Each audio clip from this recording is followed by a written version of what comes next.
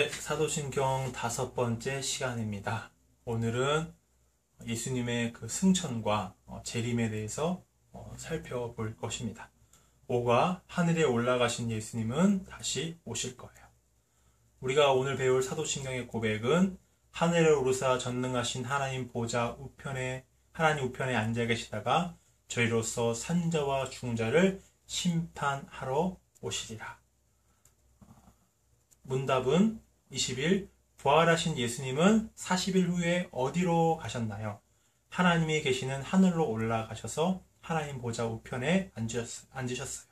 22. 하나님 보좌 우편에서 예수님은 지금 무엇을 하시나요? 우리를 위한 제사장, 선지자, 왕으로 일하세요. 23. 하나님 보좌 우편에서 제사장으로 어떤 일을 하시나요? 우리의 죄를 용서받고 하나님과 영원히 함께 있게 하세요. 24. 하나님 보좌 우편에서 선지자로 어떤 일을 하시나요? 우리에게 성령님을 보내주셔서 하나님의 말씀을 통해 예수님이 그리스도라는 것을 알고 믿게 하세요. 25. 하나님 보좌 우편에서 왕으로 어떤 일을 하시나요? 우리의 영혼을 사탄에게서 지켜주시고 천국으로 인도하세요. 26. 하나님 보좌 우편에 계신 예수님은 마지막에 어떤 일을 하시나요? 심판의 주님으로 이 세상에 다시 오실 거예요. 우리 죄를 대신하여 십자가에 죽으신 예수님은 약속하신 대로 3일 만에 부활하셨어요. 죽음을 이기시고 부활하셨어요. 근데 부활하신 예수님은 40일 동안 이 땅에 계셨습니다. 40일 동안 예수님은 무엇을 하셨나요? 예수님을 죽게 했던 제사장들과 그 이스라엘 백성들과 빌라도에게 복수를 하셨나요? 예수님이 40일 동안 하신 일은 당신의 제자들과 함께 하셨어요. 제자들에게 여러 번 나타나시면서 부활하신 예수님의 몸을 그들에게 보여주셨어요. 그리고 그들을 가르치셨어요. 내가 성경에 증언된 대로 너희를 구원하기 위해 온 하나님의 아들인 그리스도라는 것을 그들에게 다시 한번 가르쳐 주시고 다시금 사명을 잃어버린 그들을 다시금 사명을 다시 주셔서 제자로 다시금 불러주십니다. 네, 그러니까 부활하신 예수님의 관심은 다른 데 있지 않고 당신의 제자들에게 있었어요. 다시금 이 제자들이 예수님의 증인으로서 살아가는 것에 예수님의 온 관심이 있었습니다. 근데 예수님은 40일이 되고 다시 하늘로 올라가셨어요. 제자들이 보는 앞에서 감람산에서 하늘로 올라가셨어요. 근데 예수님이 하늘로 올라가실 때 구름이 그 예수님의 몸을 가리워서 보이지 않게 되었다 이렇게 기록되어 있습니다. 예수님의 몸을 가리웠던 이 구름은 어떤 구름일까요? 우리가 보는 하늘에 떠 있는 그런 구름을 말하는 걸까요? 솔로몬이 하나님의 성전을 건축했을 때, 완성했을 때, 이제 성전 제막식을 할 때 무슨 일이 일어나죠? 구름과 연기가 그 예루살렘 성전을, 솔로몬 성전을 가득 에워싸는 그런 일들이 일어납니다. 이 구름이 어떤 구름이었어요? 하나님의 임재라는 거죠. 하나님이 이 성전에 거하시겠다는 것을, 하나님이 함께 하시겠다는 것을 눈에 보이는 현상으로 하나님이 보여주신 일이죠. 여기서 승천하신 예수님의 몸을 가리었던 구름은 어떤 비구름이 아니라 그 하나님의 임재를 나타내는 것입니다. 그러니까 예수님이 십자가에 죽으시고 부활하신 예수님이 영광의 주로서 하나님으로서 영광 받으시면서 하늘로 올라가시는 그 모습을 우리에게 보여주시는 것입니다. 예수님이 올라가신 하늘은 어떤 하늘일까요? 우리가 파란 하늘, 그 구름이 떠 있는 어떤 대기를 말하는 걸까요? 아니면 많은 별들이 떠 있는 우주 공간을 말하는 걸까요? 이 하늘은 어떤 공간적인 의미보다는 예수님이 성부 하나님, 성령 하나님과 함께 삼위일체 하나님으로 계셨던 그 하늘, 하나님 나라, 그 하늘을 의미하는 것입니다. 그러니까 예수님은 원래 계셨던 그 하늘로, 하나님의 나라로 올라가신 것이죠. 마가복음 16장을 보면 예수님이 하늘로 올라가셔서 하나님 보좌 우편에 앉으셨다 이렇게 기록되어 있어요. 이 보좌를 뭘 말하는 거죠? 이 보좌는 왕이 앉는 자리입니다. 한 나라를 통치한 왕이 앉는 자리를 말하죠. 그러니까 이 하나님의 보좌는 창조주로서 전능하신 하나님으로서 모든 우주와 세상을 다스리시는 그 하늘의 통치자의 자리인 거죠. 근데 그 보좌 우편에 오른쪽 자리, 그 왕의 자리에 오른쪽은 누가 앉는 자리죠? 왕의 후계자가 앉는 자리예요. 그러니까 왕이 이제 교체될 때 이제 왕은 이제 오른쪽에 후계자가 앉게 되는데, 이제 왕으로서 통치를 가르치면서 이 왕의 마지막 제2기간은 이 왕과 왕의 후계자가 함께 나라를 다스려요. 그러니까 이 보좌 우편이라는 것은 이 성부 하나님과 함께 이 모든 우주와 세상을 다스리는 그 통치자의 자리라는 것입니다. 그런데 예수님은, 이제 부활하신 예수님은 승천하셔서 산으로 올라가셨어요. 올라가시면서 내가 다시 오실 것이다, 재림할 것이다, 우리에게 약속하셨습니다. 그러니까 지금 우리는 어디에 사이에 있는 거예요? 부활하신 예수님의 부활과 예수님의 승천과 그다음에 예수님의 그 재림 사이에 우리는 지금 놓여져 있는 거예요. 그러면 승천하셔서 하나님 보좌 우편에 앉아 계시는 그 예수님은 지금 무엇을 하고 계실까요? 예수님 십자가에 죽으시고 부활하셨으니 이제 아무런 일도 하지 않으실까요? 그게 아니죠. 예수님은 하나님 보좌 우편에 앉으셔서 지금도 우리의 제사장으로서 또 선지자로서 왕으로 일하고 계십니다. 이스라엘은 대제사장이 있죠. 대제사장의 하는 일은 뭐예요? 그 제사장이 하는 일은 뭐예요? 백성들이 가지고 온 제물로 하나님이 정해주신 방법대로 번제와 화목제를 제사를 드려서 이 백성들의 죄를 하나님 앞에 용서받게 하는 그 일들을, 그 제사 일들, 직무들을 감당했던 사람이죠. 그리고 특히 대제사장은 1년에 한 번 있는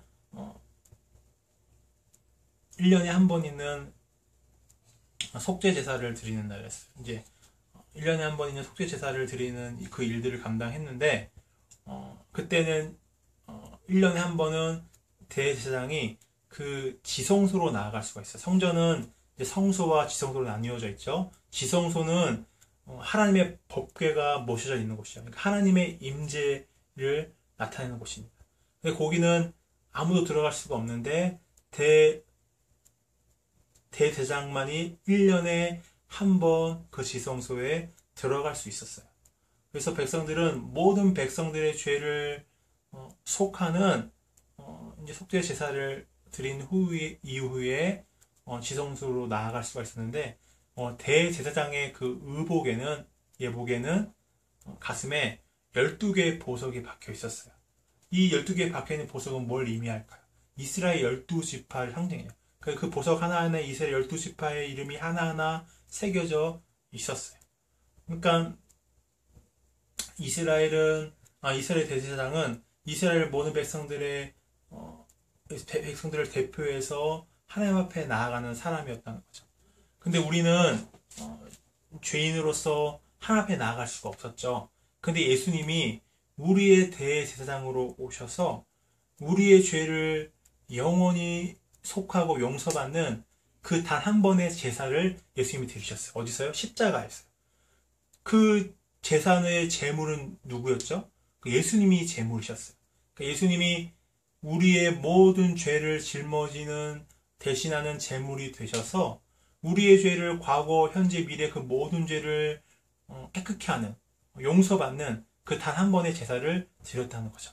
근데 예수님은 지금도 하나님 보좌 우편에서 우리의 대제사장으로서, 우리의 중보자로서 계신다는 거예요. 예수님이 지금도 하나님 보좌 우편에서 중보자로 계시니까 지금도 우리가 그 예수님의 의를 힘입어서 하나님 앞에 나아갈 수 있다는 거예요.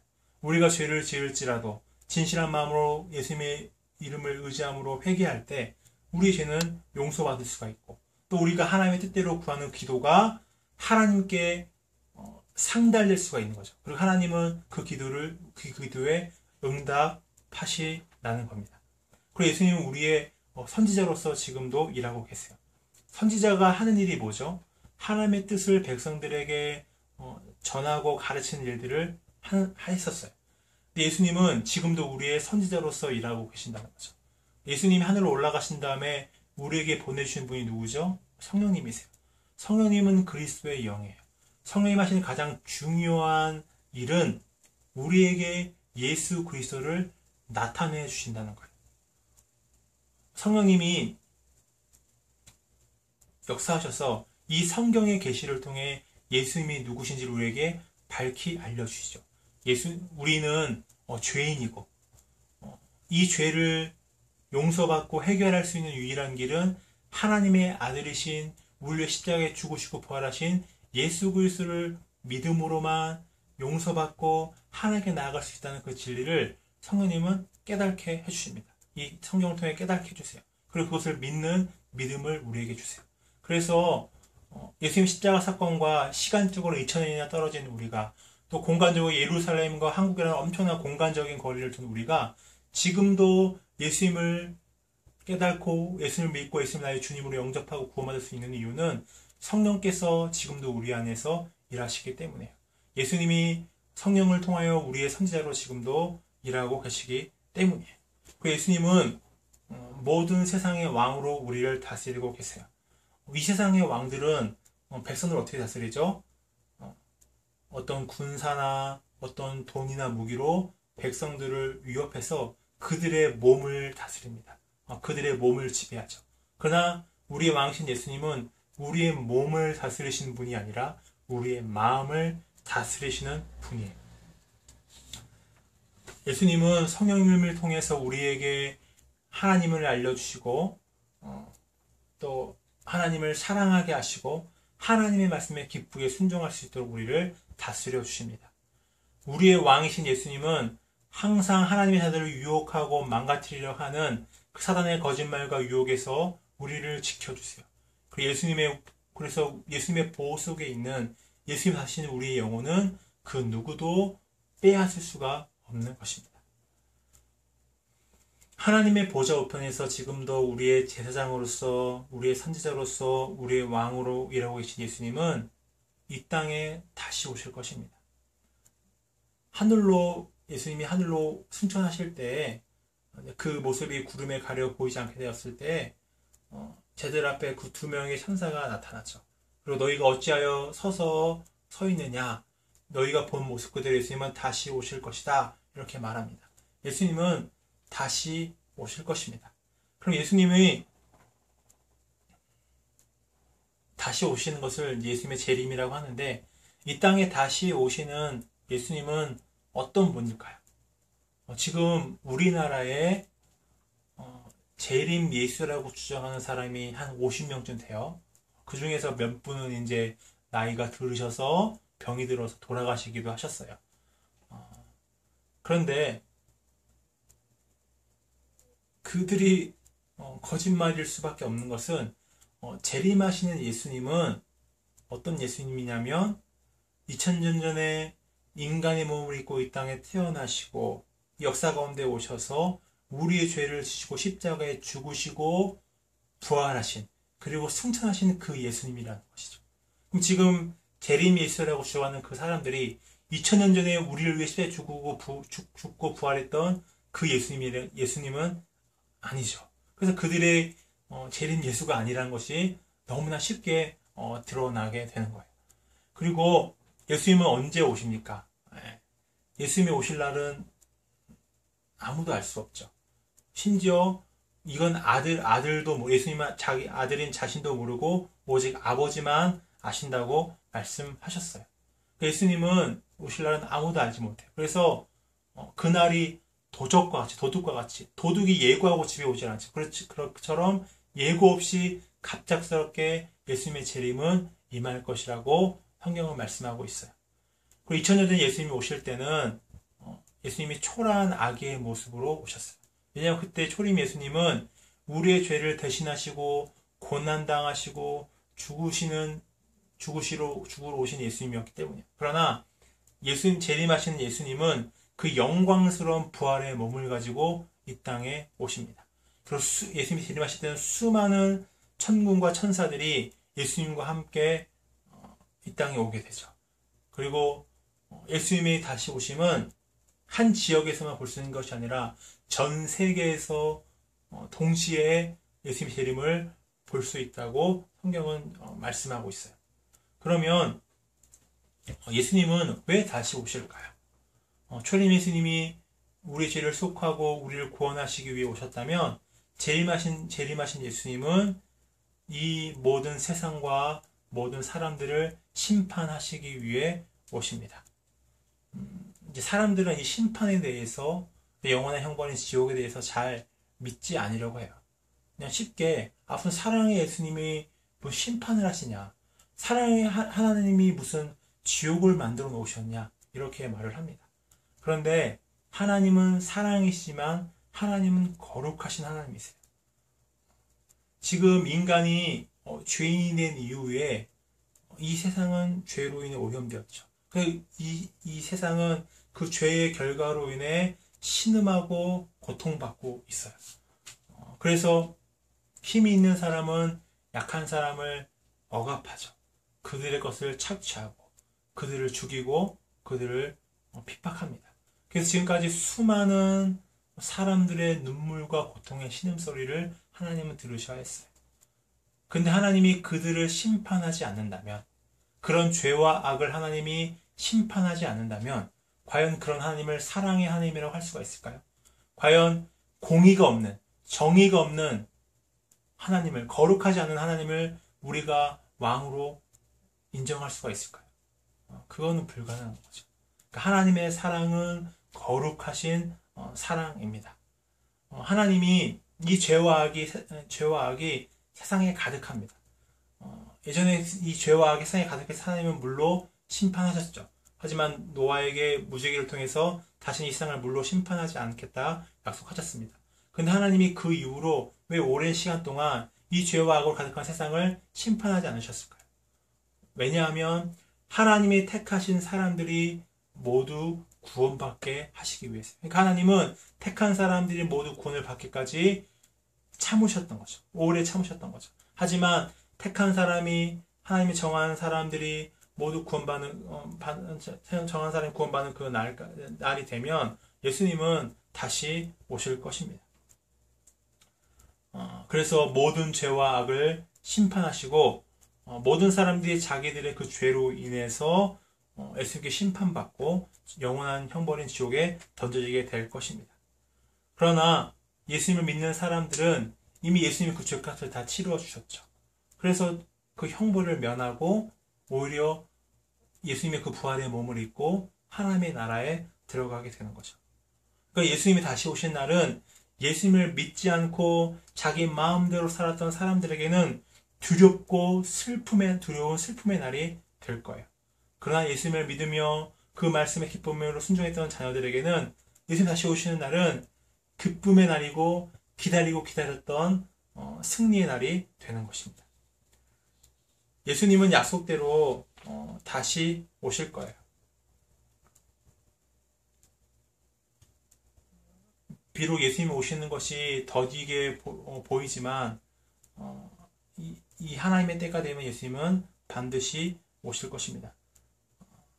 그러나 예수님이 다시 오시는 날은 예수를 믿는 우리들에게는 가장 기쁜 날이 될 거예요.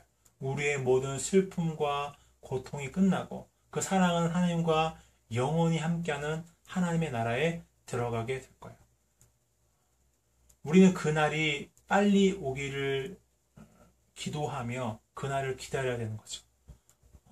우리가 이 땅에서 죽을 이 땅에 속한 백성이 아니라 하나님 나라에 들어갈 하나님의 거룩한 백성이라는 것을 기억하고 자신을 거룩하게 지키면서 그 마지막 날을 기다려야 되는 거죠.